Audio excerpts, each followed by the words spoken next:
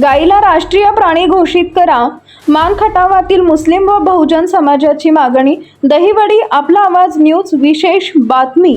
मानखटाव तालुक्यातील समस्त मुस्लिम व बहुजन समाजाच्या वतीनं गायीला राष्ट्रीय प्राणी घोषित करण्यात यावे या मागणीसाठी दहिवडी येथील उपविभागीय अधिकारी कार्यालयात निवेदन सादर करण्यात आले. माननीय उपविभागीय अधिकारी मानखटाव उपविभाग दहिवडी यांच्या मार्फत हे निवेदन केंद्र सरकारकडे पाठवण्याची मागणी करण्यात आली आहे. निवेदनामध्ये नमूद करण्यात आलंय की भारतीय संस्कृती, परंपरा आणि ग्रामीण अर्थव्यवस्थेमध्ये गायीला अत्यंत महत्त्वाचं स्थान आहे.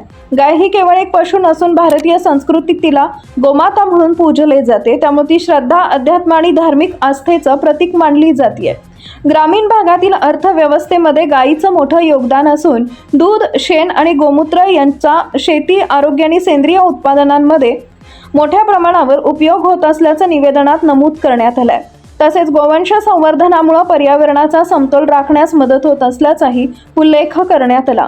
गाय ही शांतता आणि अहिंसेचं प्रतीक असल्याचे सांगत भारताच्या मूलभूत मूल्यांशी तिचा जवळचा संबंध असल्याची भावना यावेळी व्यक्त करण्यात आली.